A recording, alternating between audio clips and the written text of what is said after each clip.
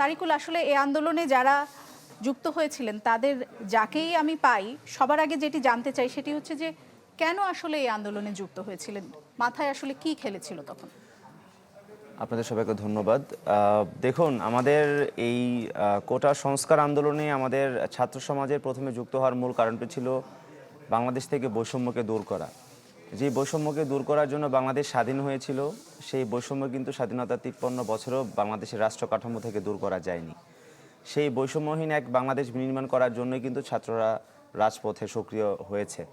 কিন্তু ছাত্ররা যখন বৈষম্যকে প্রত্যাখ্যান করে যখন বৈষম্যহীন এক বাংলাদেশ গড়ার দাবিতে যখন প্রতিবাদ মুখর যখন তারা হয়ে ওঠে, তখন তাদের উপর দমন নিপীড়ন চালানো হয়, গুলি চালানো হয় এবং এক পর্যায়ে তাদেরকে হত্যা করা হয়। এবং পরবর্তীতে ছাত্র সমাজ জনতাকে সাথে নিয়ে একসময় এই গণঅভ্যুত্থান সংগঠিত করে। তো আমরা আসলে দেখেছি যে বাংলাদেশকে যদি আমরা আমাদের যে বৈষম্যহীন যে বাংলাদেশ গড়ার প্রত্যয় নিয়ে যে আমরা এই গণঅভ্যুত্থান সংগঠিত করেছি, এটা কিন্তু শুধুমাত্র ক্ষমতার একটা পালাবদলের একটা জায়গা থেকে জিনিসটাকে দেখলে হবে না, বরং আমাদের এই গণঅভ্যুত্থানকে যে আমরা সংগঠিত করেছি এটার পিছনে এটার যে স্বপ্ন এটা অনেক গভীর। সেই স্বপ্নকে আমরা মনে করি যে বাংলাদেশের প্রত্যেকটা রাজনৈতিক দলকে সেই স্বপ্নের জায়গাটাকে বুঝতে আপনি হবে। কবে থেকে যুক্ত হয়েছিলেন? আপনি কি সেই কোটা আন্দোলনের সময় থেকে এটার সাথে ছিলেন? এবং তারপরে আসলে এই এই যে আপনাদের কোটা বিরোধী যে আন্দোলন, যেটিও আসলে বৈষম্যের বিরুদ্ধে আন্দোলন, সেটি আসলে কোন পর্যায়ে এসে আপনার মনে হলো যে এই আন্দোলনটা এখন অন্যদিকে রূপ নিচ্ছে?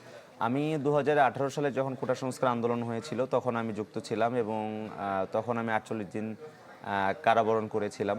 পরবর্তীতে যখন 2024 সালে কোটাকে পুনর্বহাল করা হলো তখন শুরু থেকে আমি এই আন্দোলনে যুক্ত ছিলাম এবং একজন সমন্বয়ক হিসেবে সেখানে দায়িত্ব পালন করেছি। তো আমরা শুরু থেকে দেখেছি যে এই আন্দোলনের মধ্যে জনগণের আকাঙ্ক্ষাটা কি সেটা আমরা বুঝতে পেরেছিলাম শুরু থেকেই, যে মানুষ আসলে চাচ্ছে একটা পরিবর্তন। শুধুমাত্র মানুষ সরকারের পরিবর্তন চাচ্ছে না, মানুষ চাচ্ছে একটা রাষ্ট্র কাঠামোর পরিবর্তন। এমন একটা কাঠামো তারা বিনির্মাণ করতে চায় যেই কাঠামোতে তাদের অধিকার সুরক্ষিত থাকবে, মানুষের মর্যাদা থাকবে এবং মানুষ হিসেবে আমাদের যে মৌলিক চাহিদাগুলো আছে সেগুলো রাষ্ট্র কর্তৃক সংরক্ষণ করা যাবে। কিন্তু আমরা আসলে গণঅভ্যুত্থান পরবর্তী সময়ে আসলে সেই আকাঙ্ক্ষার বাস্তবায়ন আসলে দেখতে পাইনি। গণঅভ্যুত্থান পরবর্তী 1 বছর পর এসে আজকের এই দিনে আমাদেরকে অবশ্যই বলতে হচ্ছে যে আমরা যে জন্য গণঅভ্যুত্থান সংগঠিত করেছিলাম, এত শিশু প্রাণ দিয়েছে, 168 জন শিশু এই গণঅভ্যুত্থানে প্রাণ দিয়েছে, প্রায় 2000-এর মতো শহীদ হয়েছে, আরও অনেক হাজার হাজার আমাদের ভাইয়েরা তারা আহত হয়েছেন। কিন্তু তাদের যে মূল স্বপ্নের যে জায়গাটি ছিল যে বাংলাদেশের মধ্যে তারা একটি নতুন রাষ্ট্র কাঠামো বিনির্মাণ করবে, সেটি বাস্তবায়ন করা সম্ভব হবে না। এবং আমরা তারিকুল, মনে আসলে করব যে গণঅভ্যুত্থান পরবর্তী সময়ে যেভাবে করে সবকিছু এগিয়েছে সেটিতে আপনাদের আকাঙ্ক্ষার কতখানি বাস্তবায়ন হয়েছে বা প্রতিফলন হয়েছে সেই প্রসঙ্গে আমি আসব, কিন্তু তারও আগে আসলে এই আন্দোলনটা নিয়ে আমার কৌতূহল জানার, কারণ অনেকভাবে আসলে প্রচার করা হয় যে এটি আসলে আগে থেকে এই আন্দোলন সরকার পতনের জন্য এক ধরনের গভীর ষড়যন্ত্র ছিল বা ডিপ স্টেটের কোনো ভূমিকা ছিল। আপনি তো এই আন্দোলনে সক্রিয়ভাবে 2018 থেকে যুক্ত ছিলেন। যখন আপনারা কোটা বিরোধী আন্দোলনটা করলেন তখন কি আপনারা মনের কোনো কোণে কি আপনারা জানতেন যে এই আন্দোলনটা এত বড় একটা চেহারা নিতে পারে বা নিবে? যখন কোটাকে পুনর্বহাল করা হলো 2024 সালে, তখনই আমরা আসলে বুঝেছিলাম যে বাংলাদেশের মানুষ যে বৈষম্যকে যে তারা সবসময় প্রত্যাখ্যান করে আসছে, সেই বৈষম্যকে প্রত্যাখ্যান করার সুযোগ যখন আসবে তখন অবশ্যই আমরা জনগণকে সেখানে কানেক্ট করতে পারবো।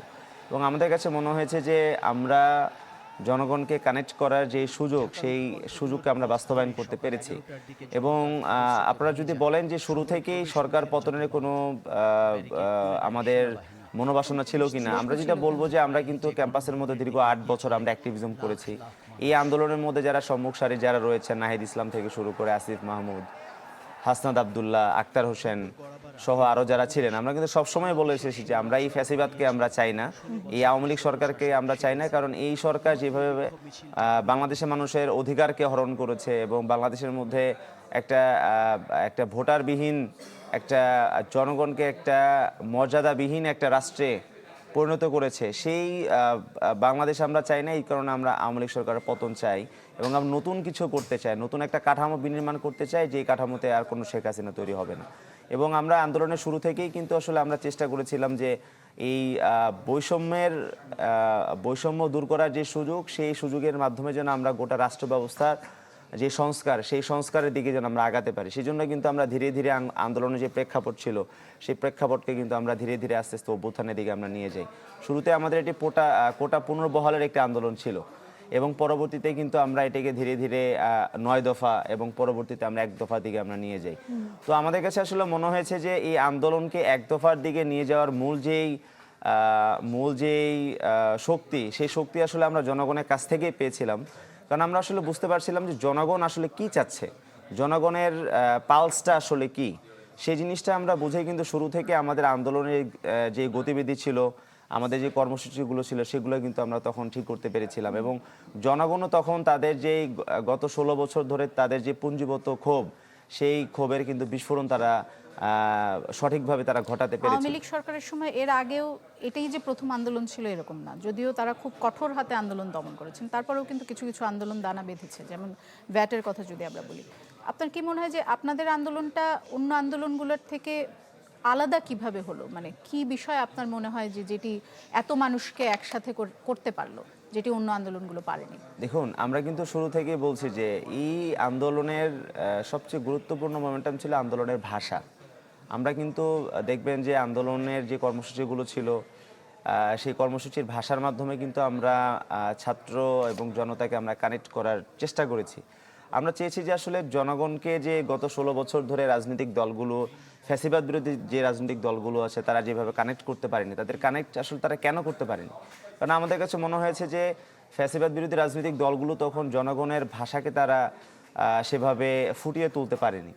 সেজন্য কিন্তু আমরা শুরু থেকেই জনগণের ভাষাটা যেন আমরা ফুটিয়ে তুলতে পারি, সেই আলোকেই কিন্তু আমাদের কর্মসূচি এবং সেগুলোর নাম এবং আমাদের যে বয়ান, শুরু থেকে আন্দোলনের যে বয়ানগুলো আপনারা দেখবেন খুবই সুস্পষ্ট ছিল। আমরা বলেছি যে মুক্তিযুদ্ধের চেতনা এবং মুক্তিযুদ্ধের কোটা কিন্তু এক জিনিস নয়। জনগণ কিন্তু আমাদের ভাষাটা বুঝতে পেরেছে, এবং জনগণ কিন্তু সেই অনুযায়ী তারা রিয়্যাক্ট করেছে যে হ্যাঁ, আসলেই তো মুক্তিযুদ্ধ 30% কোটা কেন আবার পুনর্বহাল করা হবে, যেখানে আমাদের 30 লক্ষ বেকার যুবক এখন পর্যন্ত বাংলাদেশে আছে। আমরা তাদেরকে চাকরি দিতে পারতেছি না, কিন্তু আমরা তাদেরকে আবার তারা চাকরি পাবে না, এই ধরনের একটা বন্দোবস্ত আমরা তৈরি করছি। তো সেই জায়গা থেকে আমরা বলবো যে আন্দোলনের ভাষাটাই আমরা সঠিকভাবে জনগণের কাছে ফুটিয়ে তুলতে আন্দোলনের পেরেছি। ভাষার কথা যখন বললেন, স্লোগানগুলো নিয়ে অনেক আলোচনা হয়েছে, স্লোগানগুলো আপনারা কিভাবে ঠিক করতেন? আমরা ক্যাম্পাসের দীর্ঘ 8 বছর ধরে আমাদের অ্যাক্টিভিজম করার কারণে আমরা আমাদের স্লোগান সম্পর্কে আসলে আমাদের খুব ভালো একটা ধারণা ছিল অবশ্যই। এবং আমাদের এই কোটা সংস্কার আন্দোলনটা যখন শুরু করা হলো, আমরা যখন শুরু করলাম, তখন শুরু থেকেই আসলে আমরা বৈষম্যের বিরুদ্ধে যে স্লোগানগুলো আছে সেগুলোকে আমরা সামনে আনার চেষ্টা করি। এবং বৈষম্য যে হচ্ছে, এই ধরনের যে স্লোগানগুলো আছে, যেমন কোটা না মেধা, অর্থাৎ আমরা চেয়েছি যে বৈষম্য আমরা চাই কি বৈষম্য আমরা চাই না। অর্থাৎ আমরা এই বৈষম্যর যে কাঠামো, সেই কাঠামোর মধ্যে আমরা থাকতে চাই, নাকি আমরা বৈষম্যর কাঠামো থেকে বের হয়ে আমরা একটা মেধাভিত্তিক বাংলাদেশ চাই, মেধাভিত্তিক একটা কাঠামো চাই। সেগুলো কিন্তু আমরা যেরকম স্লোগানের মাধ্যমে আমরা প্রকাশ করেছি, আমাদের বয়ানের মাধ্যমে কিন্তু আমরা প্রকাশ করেছি। অর্থাৎ আমরা বলবো যে এই আন্দোলনের অন্যতম একটা গুরুত্বপূর্ণ রোল ছিল আন্দোলনের স্লোগান।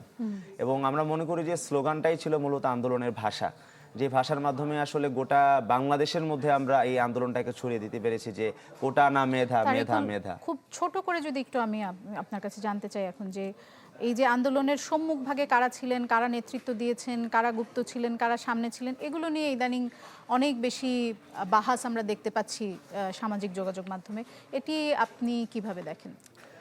আমরা দেখুন, এই জুলাই গণঅভ্যুত্থান সংগঠিত হয়েছে সকল ছাত্র জনতার, ফ্যাসিবাদ বিরোধী ছাত্র জনতার অংশগ্রহণের মাধ্যমে। এবং যখনই আন্দোলনের ক্রেডিট নেয়ার আলাপ যখন আসে, তখন আমরা অবশ্যই বলবো যে এই আন্দোলনের ক্রেডিট দাবি করার কোনো বিষয় না, এই আন্দোলনের ক্রেডিট দেয়ার একটি বিষয়। অর্থাৎ আমরা বলছি যে এই আন্দোলনের একমাত্র কৃতিত্ব যদি আমরা বলি, তাহলে এই আন্দোলনের শহীদেরা, যারা প্রাণ হারিয়েছে এবং যারা আহত হয়েছে তারা। এবং আমরা মনে করি যে আন্দোলনের কৃতিত্বের দাবিদারি যে রাজনীতি, এটা আসলে এখান থেকে আমাদের বের হয়ে আসা উচিত।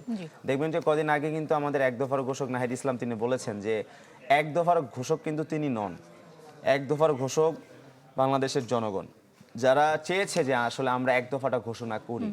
কারণ আমরা কিন্তু 9 দফা ঘোষণার পরে কিন্তু আমরা 1 দফার দিকে যাইনি।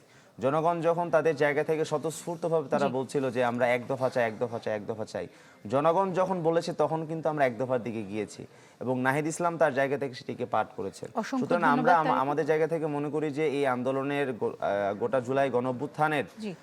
যে কৃতিত্ব সেটি অবশ্যই আমাদের শহীদদের, আমাদের আহতদের এবং বাংলাদেশের ফ্যাসিবাদ বিরোধী ছাত্র জনতা। অসংখ্য ধন্যবাদ তারিকুল আমাদের সঙ্গে যুক্ত হওয়ার জন্য।